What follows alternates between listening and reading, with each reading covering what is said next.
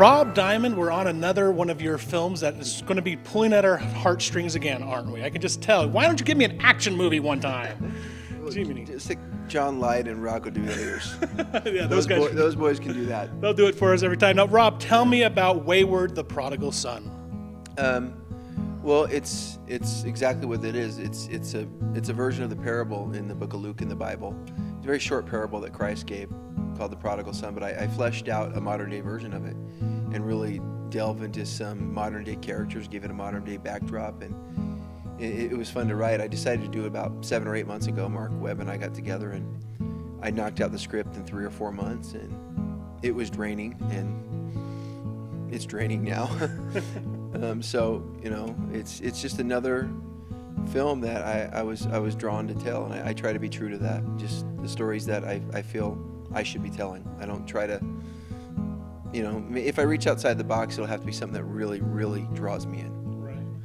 Now let's talk about your character here. You're going through all the stages of leukemia. Yeah. So all the final stages of cancer. Mm-hmm. Tell me, how did you prepare for this very physically demanding portion of the role? Well, it started, being connected to it when I wrote it, that he has leukemia. I didn't know at the time I was going to play it. That came way later on in the process where I felt like I needed to do the role. But I think a lot of it adds to it. A little bit more weight loss, shaving my goatee, getting a haircut, then you get in makeup, and then you get in the surrounding, and emotionally with the actors that I cast, it's really not hard to lock into that. It's physically demanding because, the scene I just did, he's really weak, and so just holding myself up is physically demanding. It's, the physical part of it, I didn't think it would be that hard, but it's worth it. I love it all. Now, one of the things that I've noticed on a crew on a shoot like this, there's not hundreds of crew members running around. There's not thousands of actors here. What is it like working as an indie filmmaker, working in these smaller communities, really, of making a movie? Well, I prefer it. I've been on bigger budget films, and I think there's a lot of dead weight.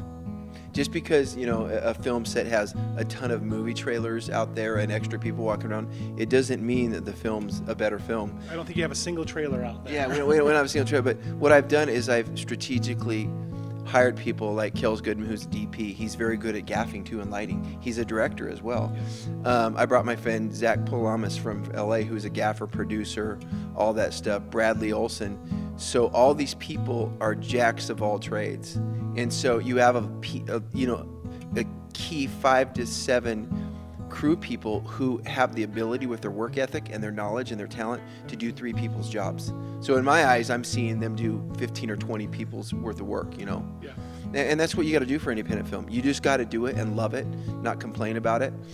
And we're shooting on a great camera. We're shooting on the Red on this one, and you got beautiful imagery coming out. Yeah, we got really beautiful imagery coming. The acting's really powerful. The storyline I think is solid, and hopefully we'll have a really nice product, and we're looking at probably a May 2014 release. If you'd like more information on this movie, go to filmedinutah.com, and if you would like to submit to the Filmed in Utah Awards, visit us at unitedfilminstitute.com.